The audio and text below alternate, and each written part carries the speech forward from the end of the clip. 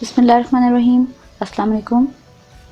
Business meetings के सिलसिले में हमारा दूसरा लेक्चर है टाइप्स ऑफ बिज़नेस मीटिंग्स के बारे में। तो बिज़नेस मीटिंग्स जो हैं ये हमारे पास बेसिकली टू मेजर टाइप्स की होती हैं। एक को आप कहते हैं फॉर्मल मीटिंग्स, एक को आप कहते हैं इनफॉर्मल मीटिंग्स। अच्छा, फॉर्मल मीटिंग्स जो हैं इनके बारे में कुछ ज़रूरी बातें जो हम जान लें वो ये हैं कि पहली बात तो ये कि कंपनीज़ जो हैं वो बाय लॉ इन मीटिंग्स को होल्ड करने की पाबंद होती हैं। उनके आर्टिकल ऑफ एसोसिएशंस में ये बात लिखी हुई होती है कि कंपनी फॉर्मल मीटिंग्स को होल्ड करने की पाबंद है। तो जब ये बात इतने हाई लेवल की है, इतनी इम्पोर्टेंस की है, तो फिर इसके लिए कुछ ज़रूरी चीज़ें जिनको फॉलो किया जाता है। उसमें पहली चीज़ तो ये है कि एक कोरम होता है जिसको फॉलो किया जाता है कि एक स्पेसिफिक नंबर ऑफ़ पीपल है जो कि रिक्वायर्ड है किसी भी फॉर्मल मीटिंग के लिए।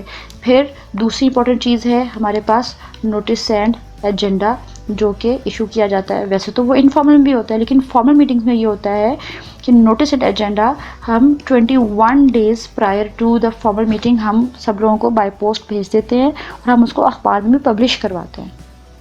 तीसरी चीज़ जो कि फॉर्मल मीटिंग के बारे में वो ये है कि इनका एक रिटन रिकॉर्ड जो है वो रखा जाता है जिसको हम कहते हैं मिनट्स ऑफ मीटिंग्स के, इसका नाम हम देते हैं।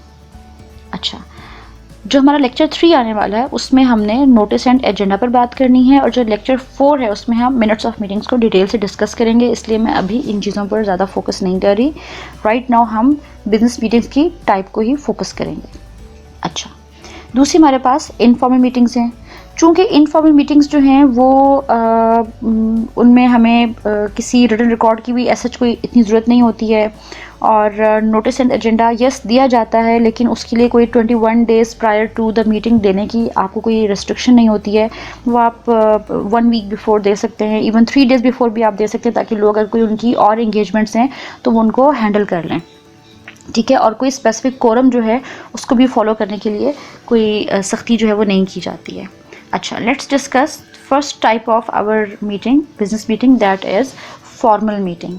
अच्छा, फॉर्मल मीटिंग को हमने कहा जी ये जो कंपनी मीटिंग्स होती हैं वो एक्चुअली फॉर्मल मीटिंग्स ही होती हैं। तो ये हमारे पास 3 मेजर टाइप्स की हैं। एक को आपने कह दिया जी शेयर होल्डर्स मीटिंग्स, दूसरी आपके पास हैं डायरेक्टर्स मीटिंग्स और तीसरी आपके पास टाइप है जी स्पेशल मीटिंग्स की।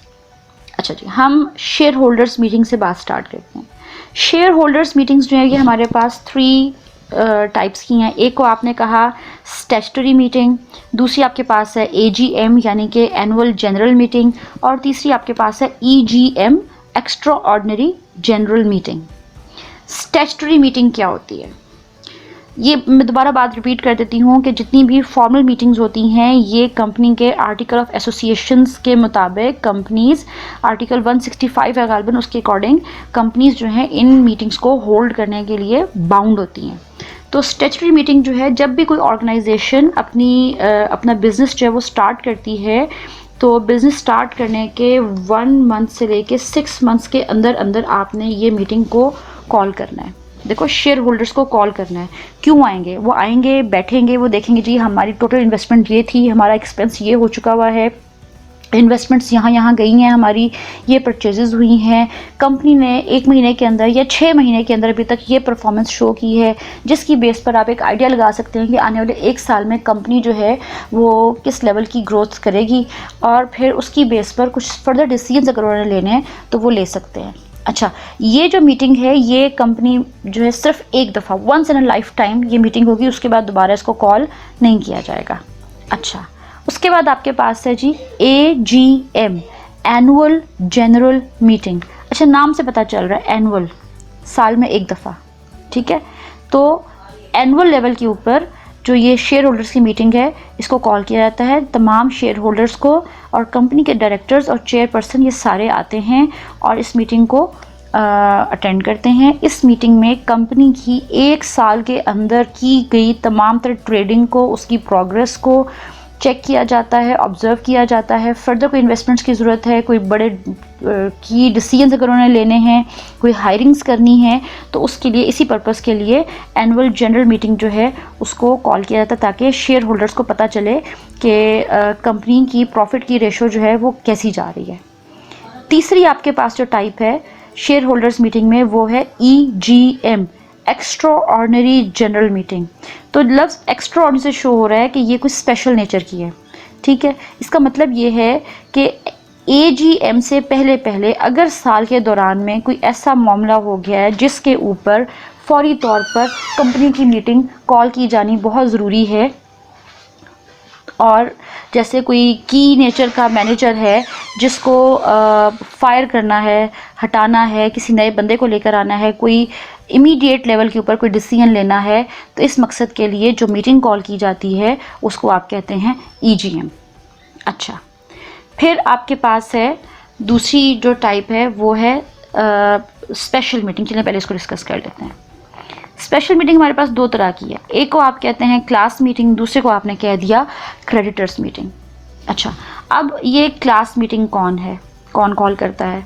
नाम बता रहा है स्पेशल मीटिंग्स, यानी कि कोई ऐसा मामला आ गया है जिसके ऊपर कोई अलहदा से मीटिंग जो है वो कॉल की जानी ज़रूरी है, तो शेयर होल्डर्स में से ही कोई एक जो है वो क्लास मीटिंग को कॉल करता है, ठीक है, और तमाम शेयर होल्डर्स ही आकर उसको अटेंड करते हैं।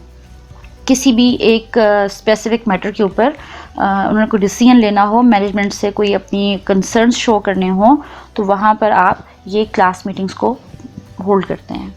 दूसरी हमारे पास है क्रेडिटर्स मीटिंग्स।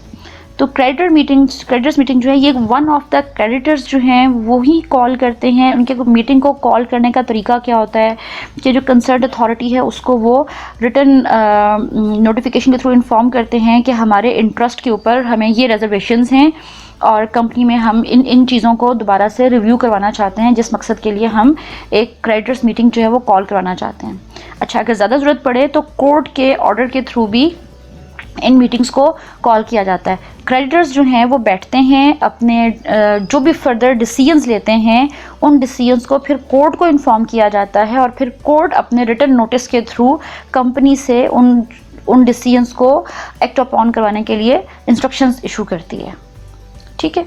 अच्छा, फिर हमारे पास है जी डायरेक्टर्स मीटिंग। डायरेक्टर मीटिंग क्या है जी? एक आपके पास है बोर्ड मीटिंग्स और एक आपके पास है कमेटी मीटिंग। बोर्ड मीटिंग्स क्या होती हैं? बोर्ड मीटिंग्स होती हैं कि डायरेक्टर्स जो होते हैं, कंसर्न्ड अथॉरिटीज़ जो होती हैं, उन्होंने मिलकर एक स्पेसिफिक बोर्ड बनाया होता है। जब वो बैठते हैं, वो डायरेक्टर्स बैठते हैं, उस मामले को डिस्कस करते हैं। मोस्टली ये एनुअली होता है, ठीक है। मैटर्स को चेक किया जाता है, एक्शंस को चेक किया जाता है, कोई फर्दर इंस्ट्रक्शंस देनी है, डिपार्टमेंटल वाइज आगे कुछ फर्दर मैसेज कन्वे करना है, तो उस मकसद के लिए बोर्ड मीटिंग्स होती हैं। जैसे मिसाल के तौर पर बोर्ड ऑफ स्टडीज़ है किसी यूनिवर्सिटी में, तो उस बोर्ड ऑफ स्टडीज़ में जितने भी डीन्स होंगे, जितने भी डायरेक्टर्स होंगे, वो एज मेंबर्स उसको ज्वाइन करेंगे, और उसके बाद इस सेमेस्टर में किस डिसिप्लिन को कौन कौन से कोर्सेज पढ़ाए जाएंगे, कितने क्रेडिट आवर्स के वो कोर्सेज होंगे, उनकी सिलेबस आउटलाइन जो है वो किस तरह की होगी, एग्ज़ाम क्राइटेरिया क्या होगा, ये सब चीज़ें कौन डिसाइड करेगा? ये उस बोर्ड मीटिंग में जो बोर्ड ऑफ स्टडीज़ बैठा होगा, वो जितने डायरेक्टर्स बैठे होंगे वो इन चीज़ों को डिसाइड करेंगे, ठीक है। फिर दूसरे आपके पास टाइप है कमेटी मीटिंग्स। होते ये भी डायरेक्टर्स ही हैं। किसी स्पेसिफिक मैटर के ऊपर कोई कमेटी बना दी जाती है जिसने किसी मामले को इन्वेस्टिगेट करना होता है, उसको जज करना होता है, अपनी ओपिनियन देनी होती हैं ताकि मैनेजमेंट को डिसीजन लेने में आसानी रहे, ठीक है जी। तो ये थी आपके पास फॉर्मल मीटिंग्स की डिफरेंट टाइप्स, जो कि शेयर होल्डर्स के साथ, डायरेक्टर्स के साथ, या फिर अगर कोई स्पेशल मैटर सामने आ जाए तो स्पेशल मीटिंग्स को कॉल किया जाता है। उसके बाद आपके पास इनफॉर्मल मीटिंग्स आ जाती हैं। ये बात हम पहले डिस्कस कर चुके हैं कि इनफॉर्मल मीटिंग्स में आपको ना तो किसी कोरम की ज़रूरत है, ना ही आपको किसी रिटन रिकॉर्ड की ज़रूरत है, और ना ही आपको किसी नोटिस एंड एजेंडा की ज़रूरत है। मगर फिर भी नोटिस एंड एजेंडा जो है वो एक इनफॉर्मल सा जो है वो भेजा जाए तो एक अच्छा इम्पैक्ट क्लियर जो है वो कंपनी की गुडविल में इजाफा करता है। अच्छा जी, हमारे पास जो इनफॉर्मल मीटिंग्स हैं वो 3 तरह की हैं। एक हमारे पास है मैनेजमेंट मीटिंग, फिर हमारे पास है departmental meeting, and then we have working parties. अच्छा, मैनेजमेंट मीटिंग जैसा कि नाम से नज़र आ रहा है कि ये मैनेजर्स की मीटिंग होती है। फॉर एग्ज़ाम्पल, किसी नए प्रोजेक्ट को लॉन्च करने से पहले, किसी नई प्रोडक्ट को लॉन्च करने से पहले, फिनेंस, मार्केटिंग, उसके बाद रिसर्च एंड प्रोडक्शन, और उसके बाद आप कह लें HR डिपार्टमेंट के जो मैनेजर्स हैं वो बैठे हैं, उन्होंने बैठकर अपना एक ब्लूप्रिंट प्लान डिसाइड किया है, कुछ एंड डेट्स उन्होंने डिसाइड की हैं, अपनी स्ट्रेटजी प्लान की है। तो जो उनकी मीटिंग कहलाएगी, इन तमाम मैनेजर्स की जो मीटिंग है वो कहलाएगी मैनेजमेंट मीटिंग। ठीक है। अच्छा, ये तमाम मैनेजर्स जो हैं, finance manager, marketing manager, HR manager, production manager, ये सारे अपने अपने डिपार्टमेंट में जब गए, अपने सब ऑर्डिनेट्स को उन्होंने बुलाया और बुलाकर उन्होंने एक मीटिंग कॉल की और एक सेट ऑफ इंस्ट्रक्शंस उन्होंने उनके साथ किया, तो फिर इसको उन्होंने कहा डिपार्टमेंटल मीटिंग। अच्छा, डिपार्टमेंटल मीटिंग जो होती है वो सिर्फ़ और सिर्फ डिपार्टमेंट की हद तक होती है, हायर अथॉरिटी का उससे बहुत ही थोड़ा सा ताल्लुक़ होता है। चलो यूनिवर्सिटी की एग्जांपल मैं आपको देती हूँ। मिसाल के तौर पर एग्ज़ाम ऑफिस से या रजिस्ट्रार ऑफिस से डिपार्टमेंट तक ये नोटिफिकेशन आ गया कि आपके 16 जून से मिड टर्म एग्ज़ाम स्टार्ट होंगे।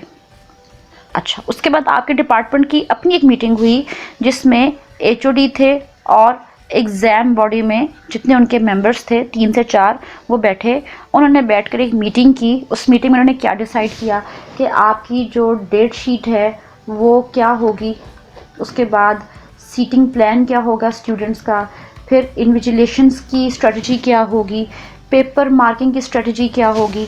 तो ये सारी जो डिसीजंस थे वो उस डिपार्टमेंटल मीटिंग में लिए गए, जिसका मैनेजमेंट मीटिंग से या हेड ऑफिस से बज़ाहिर कोई ताल्लुक़ नहीं था, क्योंकि डिपार्टमेंट ने अपने मैटर्स खुद रिजॉल्व करने हैं। Got it. अच्छा, इसके बाद हमारे पास जो आखिरी टाइप है वो है वर्किंग पार्टीज़ की। वर्किंग पार्टीज़ होती है कि ये 2 चीज़ों को चेक करते हैं। मोस्टली ना कमेटीज़ होती हैं, ठीक है, ग्रुप ऑफ पीपल होते हैं जो किसी प्रोजेक्ट पर काम कर रहे होते हैं। एक इनका काम होता है, इन्होंने किसी काम को प्लान करना होता है और फिर उस प्लान को एक्ट आउट करना, तो उसके ऊपर एक्शन लेना होता है। ठीक है। बाज़ औक़ात जो इन्वेस्टिगेशन के लिए जो कमेटीज़ बनाई जाती हैं उनको भी वर्किंग पार्टीज़ कहा जाता है। ठीक है। ये लोग आपस में बैठते हैं, अपने जो इनको एक सेट ऑफ इंस्ट्रक्शंस मिली होती हैं, ये उसको बैठकर डिस्कस करते हैं, उसको प्लान आउट करते हैं और फिर उसके जो एंड डेट्स हैं उसको मीट करने के लिए कोई एक्शन प्लान अपना बना लेते हैं। तो ये क्या कहलाती हैं? ये आपकी वर्किंग पार्टीज़ कहलाती हैं। ठीक है। जैसे फॉर एग्ज़ाम्पल क्लास में आपके ग्रुप्स बने हुए हैं, 5 से 6 लोगों का एक ग्रुप बना हुआ है और हर ग्रुप को एक प्रोजेक्ट मिला हुआ है। यहाँ से आपको टीचर की तरफ से प्रोजेक्ट मिल गया, आप यहाँ से बाहर गए, आप कैफेटेरिया पे गए, वहाँ पर आप बैठे, during your lunch, during your T और कॉफ़ी, आपने वहाँ पर बैठ के पूरा अपना प्लान कर लिया कि आपके ग्रुप में से ग्रुप लीडर कौन होगा, कौन क्या टास्क परफॉर्म करेगा, क्या उसकी एंड डेट्स होंगी, कंपाइलिंग कौन करेगा, सबमिशन के लिए आप कैसे क्या स्ट्रेटजी अडॉप्ट करेंगे। ठीक है। तो ये क्या था? ये आपकी एक वर्किंग पार्टी बन गई है। Got me point. तो ये 5 लोग जो हैं वो एक टीम है जो कि मिलकर इस प्रोजेक्ट को प्लान कर रहे हैं और फिर उसके ऊपर एक्शन ले रहे हैं। सो टू सम अप, आपके पास बिजनेस मीटिंग्स जो हैं वो बेसिकली 2 मेजर टाइप्स की थी। मैं इसको रिवाइज कर रही हूँ। एक आपके पास थी फॉर्मल मीटिंग्स, एक आपके पास है इनफॉर्मल मीटिंग्स। फॉर्मल मीटिंग्स जो हैं उनके लिए आपको एक कोरम की ज़रूरत होती है, आपको रिटन रिकॉर्ड की ज़रूरत होती है, आपको नोटिस एंड एजेंडा की ज़रूरत होती है। जबकि इनफॉर्मल मीटिंग्स के लिए इन चीज़ों को इतना ज़्यादा स्ट्रिक्टली फॉलो नहीं किया जाता, क्योंकि ये just within the office आप कह सकते हैं हो सकती हैं। ठीक है। और just within the organisation हो सकती हैं।